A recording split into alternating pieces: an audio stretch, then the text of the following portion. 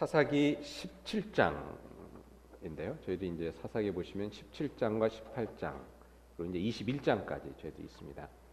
17장과 18장에 있는 이야기가 이제 한 이야기로 저희들이 볼 수 있겠고요. 19장에서 21장까지를 저희들이 이제 하나의 이야기로 볼 수가 있겠습니다. 그 17장과 18장은 미가라는 사람이 이제 자신의 가정을 위해서 신당을 세우고 제사장을 세우는 일에 대한 그 이야기가 전개가 되고요. 19장 다음 주에 보실 19장과 21장 사이에는 한 레위인의 첩이 그 무참하게 능욕당한 일을 소돔과 고모라의 이야기랑 이제 비슷하게 이렇게 시작이 되는데요. 그걸로 인해서 어떻게 보면 6.25 다음 주가 이제 6.25인데 6.25처럼 그 이스라엘 민족 내에서 민족 그 상잔의 그런 비극이 이제 일어나는 것을 담고 있습니다. 근데 오늘 나눌 이야기와 다음 주에 나눌 이야기에 이제 그 공통된 점이 하나 있는데요. 공통된 점은 뭐냐면 둘 다 말이 안 되는 이야기라는 겁니다. 도대체 어떻게 이런 일이 있을 수가 있을까? 이게 도대체 말이 안 된다라는 그런 그 반응을 낼 수 있는 그러한 이야기가 이제 사사기 마지막 부분에 나와 있는 이야기입니다. 저는 먼저 17장과 18장의 이야기를 저희 살펴보겠는데요. 먼저 오늘 지금 읽으신 본문에 보면 미가라는 사람이 나옵니다. 이 미가라는 사람이 보니까 어머니로부터 은을 훔칩니다. 은 1,100냥을 이렇게 훔칩니다. 대단한 양이죠. 그러니까 어머니가 막 저주를 합니다. 누가 훔쳐갔는지 그걸 뭐 훔쳐간 놈 나중에 잡히게만 해봐라. 그냥 내가 막 이런 식으로 저주를 했는데 나중에 알고 보니까 이 아들이 훔쳐간 거예요. 그 아들이 뻔뻔스럽게 어머니한테 와서 뭐라고 해요? 어머니, 저번에 은 1,100냥 누가 훔쳐갔다고 막 욕하고 저주하시는 일 기억나세요? 제가 훔쳐갔습니다. 그러고 딱 내놓는 거예요. 이게 말이 됩니까, 여러분? 말이 안 되죠. 그럼 그 다음에 이제 또 말이 안 되는 게, 그럼 어머니가 어떻게 반응을 해야 됩니까? 아니, 네가 이럴 수가 있느냐? 야단을 치든지 통곡을 하든지, 그러면서 우리가 회개하자, 너 죽고 나 죽자라든지, 뭐 아무튼 뭐 이렇게 돼야 되는데 뭐라 그래요? 어머니가 내 아들아, 내 사랑하는 아들아, 내가 복 받기를 내가 원한다. 아이고 내 귀여운 내 새끼, 그거 갖고 있었어. 하나님께서 내게 복을 주시기를 원한다. 이러는 거예요. 이게 말이 됩니까? 이것도 안 되죠.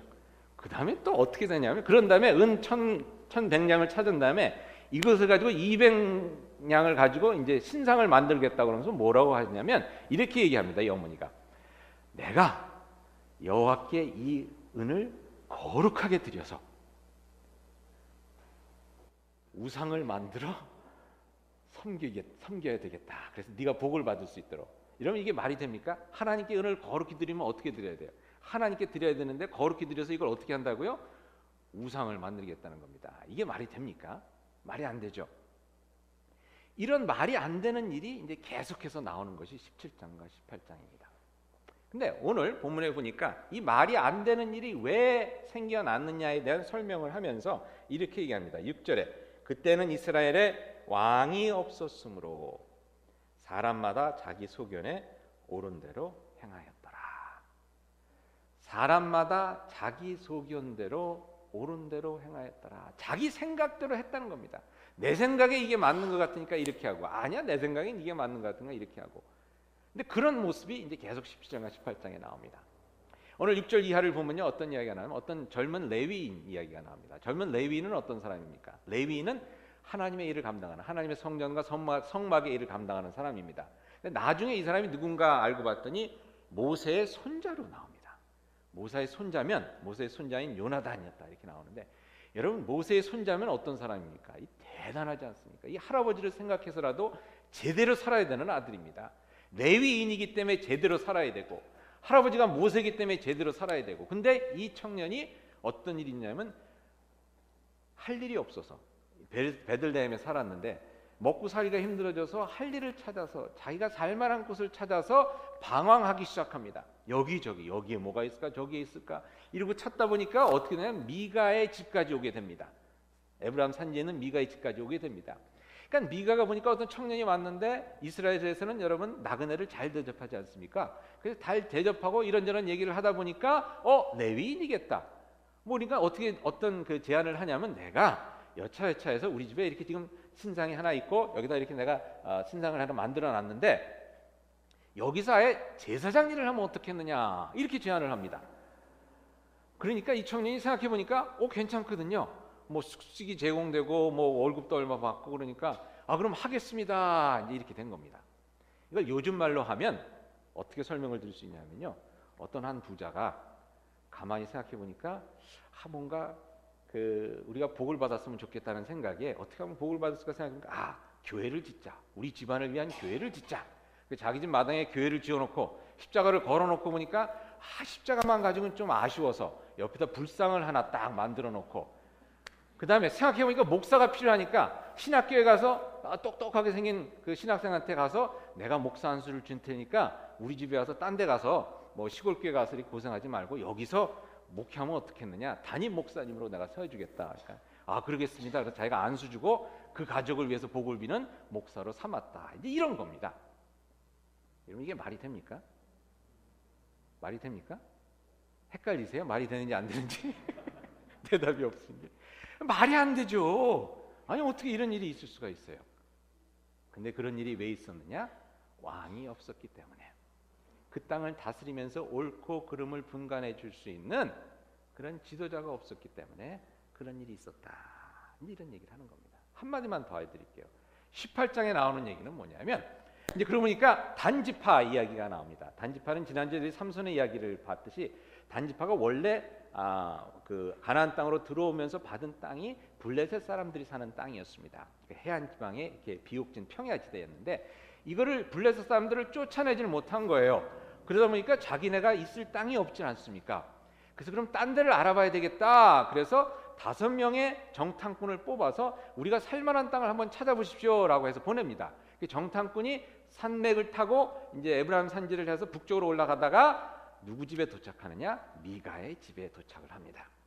그러니까 미가의 집에 도착해서 이렇게 유흥성하게 대접을 해주죠. 그래서 보니까 뭐 신당도 있고 뭐 이런 것서 이게 뭔 일인가 보니까 또 어떤 젊은이가 있어서 뭐 하는 사람이요? 그러니까 제가 이 집의 제사장입니다 이렇게 얘기를 하는 거예요. 그래서 이 스파이들이 정탐꾼들이 떠나면서 우리가 여차여차해서 길을 가는데 우리에게 축복해 주십시오. 그러니까 이 친구가 또 축복을 해줍니다. 거기까지 말이 되나요? 거기까지 말이 되죠. 근데 올라가 보니까 라이스라는 곳을 도착을 했는데 보니까 땅도 괜찮고 사람들이 사는데 착한 사람들이 사는 거예요. 여러분 중에 혹시 웰컴 투 동막골이라는 영화 보신 적 있습니까? 그럼 웰컴 투 동막골 같은 마을이에요. 사람들이 진짜 순진하고 그러니까 생각해 보니까 여기 오면 뭐 이 사람들 그냥 그 물리치고 땅 뺏는 거는 누워서 떡 먹기인 것 같아. 그러니까 부랴부랴 내려와 갖고서는 자기 단지파한테 좋은 땅을 찾았다고 우리가 올라가자고 그래서 이제 모든 식구들을 데리고 다 올라갑니다. 그 라이스란 땅으로 올라가다가 보니까 어디에를 들러가게 됐습니까?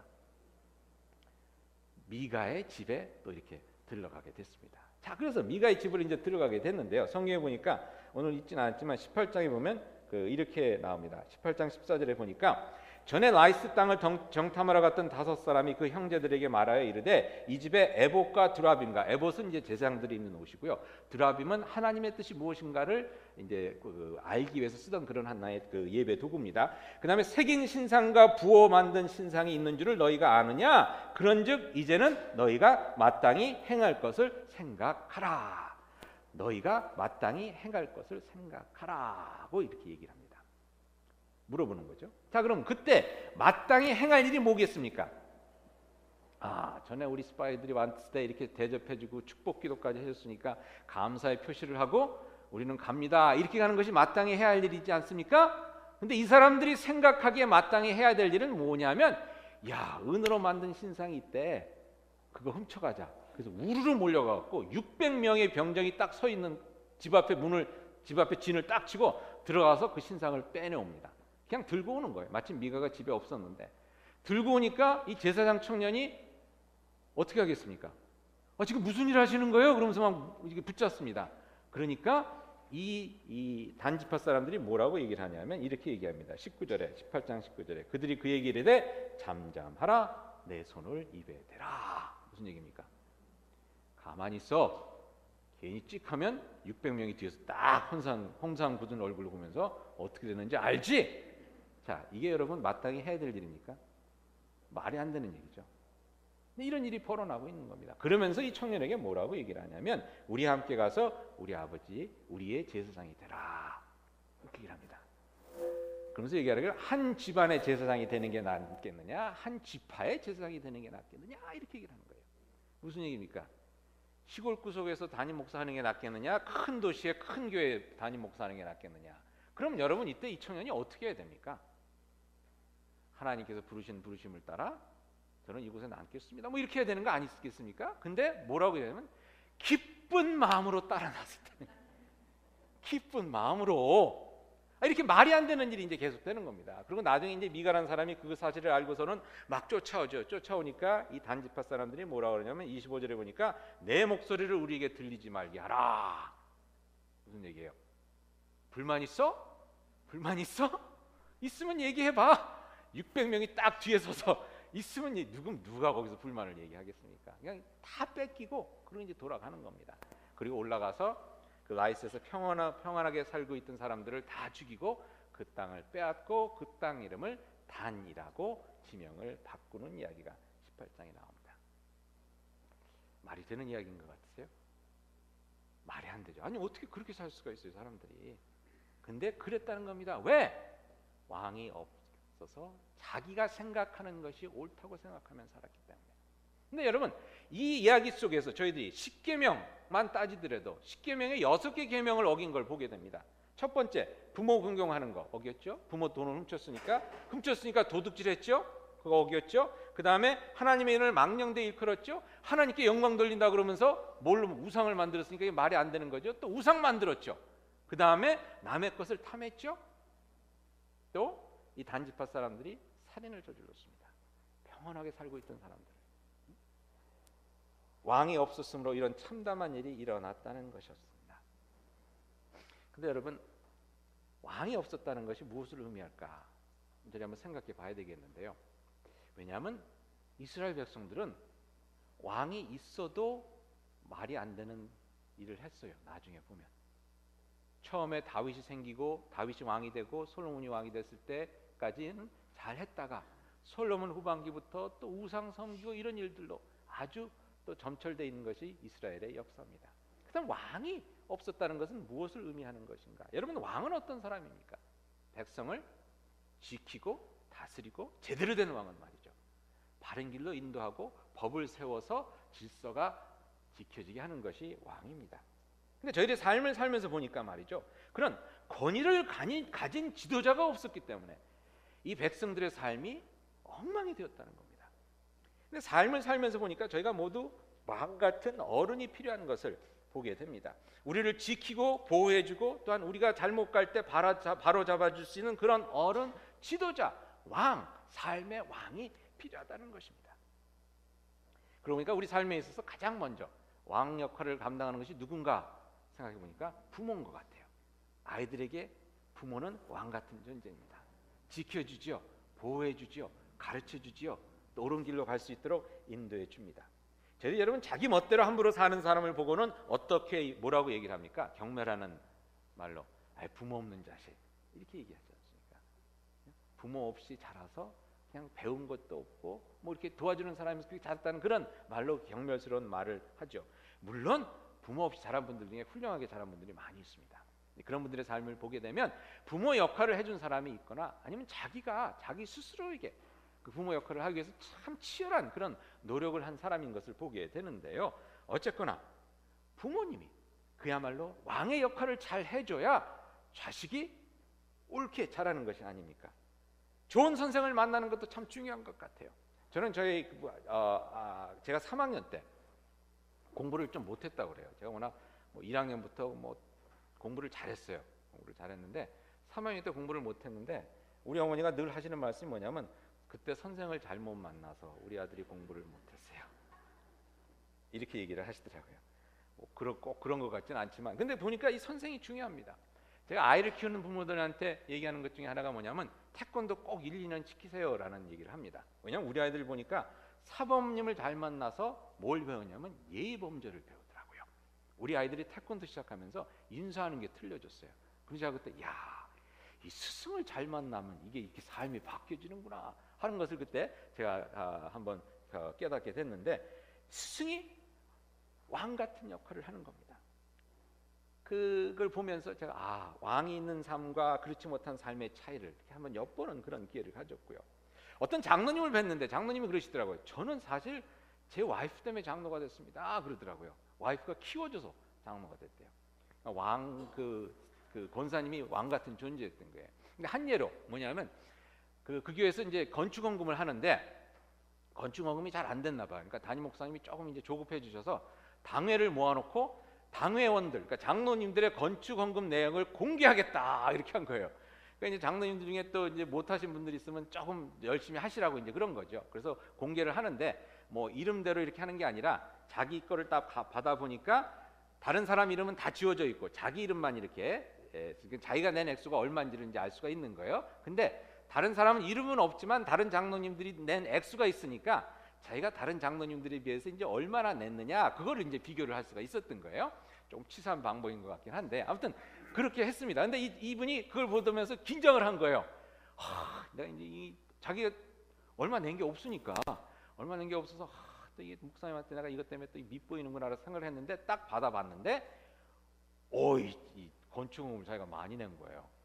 이게 도대체 어떻게 된 건가? 이게 뭐가 잘못됐나? 나중에 알고 보니까 권사님이 몰래 장로님 이름으로 이렇게 해서 건축원금을 내줘서 그래서 장로의 그 창피함을 모면했다. 그래서 하신 얘기가 그런 것이 한 얘기지만 그렇게 자기 아내가 자기가 장로 역할을 감당하고 장로가 되고 장로 역할을 감당하도록 도와줬다는 이야기를 하는 것을 들으면서 한번 그런 생각을 해봤습니다.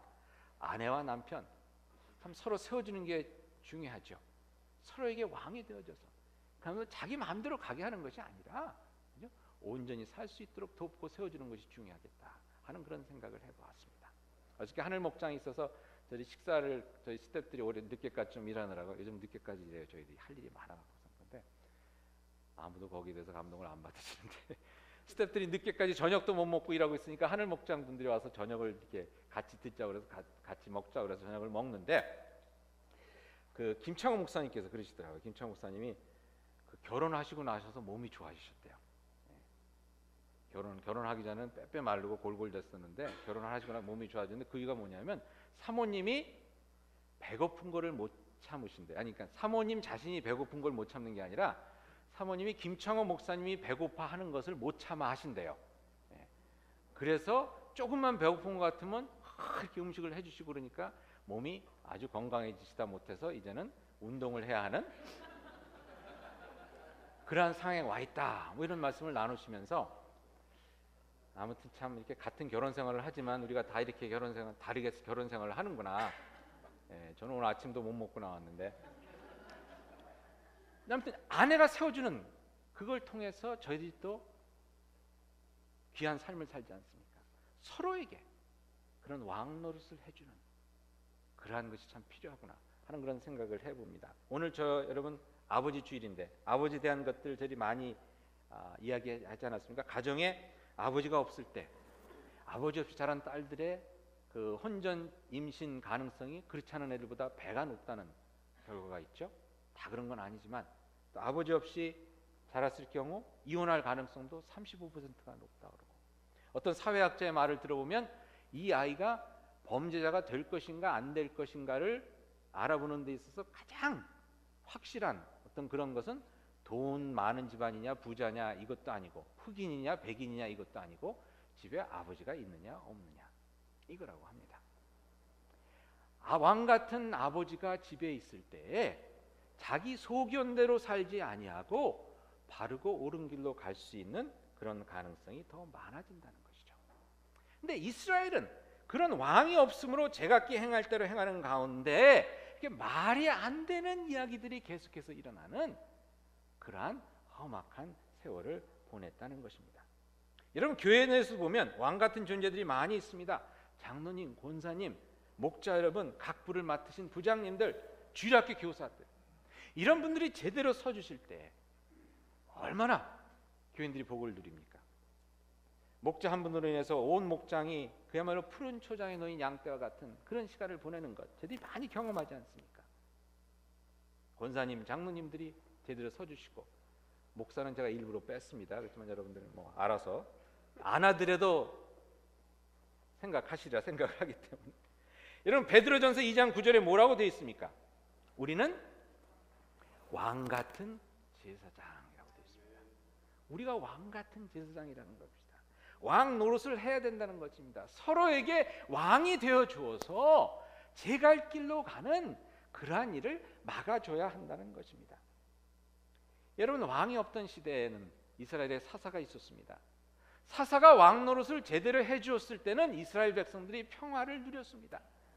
근데 전에도 보고 그전에도 보셨듯이 입다와 삼손 이런 사사들의 꼬인 모습을 보면서 결국은 이 이스라엘 백성들이 왕이 없는 그런 가운데서 각기 제 갈 길로 그냥 마음대로 해버리는 그러한 험악한 세월을 맞게 되었다는 것입니다. 아까도 말씀드렸지만 왕도 마찬가지였습니다. 왕이 생겨서 다윗 왕 때 얼마나 큰 영화를 누리고 평화를 누렸습니까? 이스라엘이 하나님께 영광 돌리면서 참 이스라엘 백성들 너무나 행복하게 살았죠.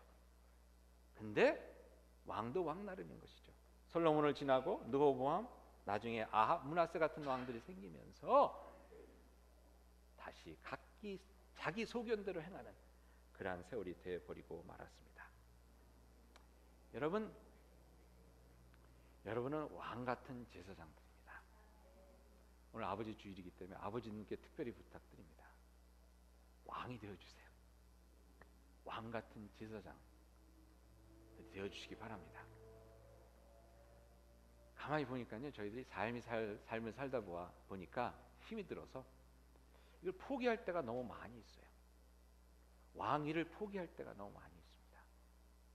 백성을 다스리고 백성을 지키고 이것이 사실 쉽지 않은 일이죠. 왕 같은 제사장이 된다는 것 쉽지 않은 일입니다. 그렇지만 우리가 그 일을 감당하지 못할 때 어떤 일이 생기느냐? 말이 되지 않는 일들이 생긴다는 겁니다. 아니 어떻게 저렇게 살 수 있어? 라는 일들이 생기고요.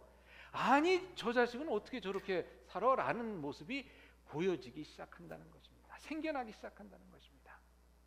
근데 여러분, 우리들에게는 말입니다. 이것이 복음인데요. 왕 같은 제사장의 일을 감당할 수 있는 것이 때로는 부모가 없었어도, 때로는 나에게 좋은 스승이 없었어도, 때로는 나에게 좋은 목사, 또 좋은 목자, 권사 장로님 이끌어 주시는 분이 없다 하더라도, 또 내 남편, 내 아내마저 내게 그렇게 좋은 역할을 감당하지 못했다 하더라도 우리는 그럼에도 불구하고 왕 같은 제사장의 역할을 감당할 수 있는 것이 우리에게는 왕의 왕 대신 예수 그리스도가 있기 때문입니다. 다른 왕들은 다 실패할 수도 있고 잘못될 수도 있지만 완전하신 예수 그리스도께서 이 땅에 오셔서 우리를 위해 십자가에 달려 죽기까지 사랑하시는 그 사랑 가운데 그것으로도 끝난 것이 아니라 부활하시지 않았습니까? 부활의 영광과 부활의 능력 가운데 우리 가운데 임하여서 지금도 우리와 함께 하시는 그 왕이 계시기 때문에, 그분이 우리를 이끌어 주시기 때문에, 그분이 우리를 붙잡아 주시기 때문에, 그분이 우리를 세워 주시고, 그분이 우리를 지켜 주시고, 그분이 우리의 갈 길을 보여 주시기 때문에 아버지들은 왕 같은 제사장들이 될 수가 있습니다. 어머니들도 왕 같은 제사장들이 될 수가 있습니다. 장로님들도 왕 같은 제사장 역할을 감당할 수 있고요. 목사도 그렇고. 제가 보니까 장로님들 진짜 저는 장로님들이 존경스러워요. 저는 다시 태어나도 목사가 됐지 장로는 안 돼요. 우리 장로님들 다음에 다시 태어나시면 다 목사 되세요. 장로 역할처럼. 장로님은요 위에서 채이고 아래서 채이고, 목사는 그냥 아래서 채이면 되거든요. 그리고 채인 것들은 부목사한테 다 쏟아놓고 전도사님들한테 다 쏟아놓고. 근데 장로님들은 그럴 수도 없잖아요. 권사에게 쏟아놓겠어요? 집사에게 쏟아놓겠어요? 그랬다가 또 큰일 나고. 진짜. 근데 그 일을 감당할 수 있는 게 왜입니까? 예수님이 우리의 왕이 되어주셔서 우리를 지켜주시고 우리의 마음을 위로해 주시고 우리가 힘들 때 힘을 주시고 우리와 앞서 나가 주시고 우리의 갈 길을 미리 가서 준비해 주시고 예비해 주시기 때문이 아니겠습니까? 그 왕 예수 그리스도가 우리의 왕으로 계시기 때문에 여러분, 우리가 어떻게 해보려고 이렇게 할 필요가 없습니다. 우리의 갈 길 가지고 고민할 필요가 없습니다. 예수 그리스도만 따라가면 되는 것입니다. 진정 바라기는 그것을 통해서 저희가 모두가 왕 같은 제사장의 본분을 다 할 수 있기를 바랍니다.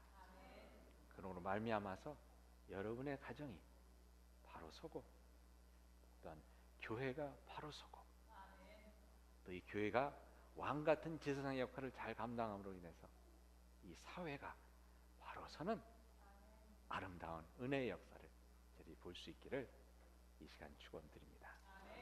같이 기도하시겠습니다.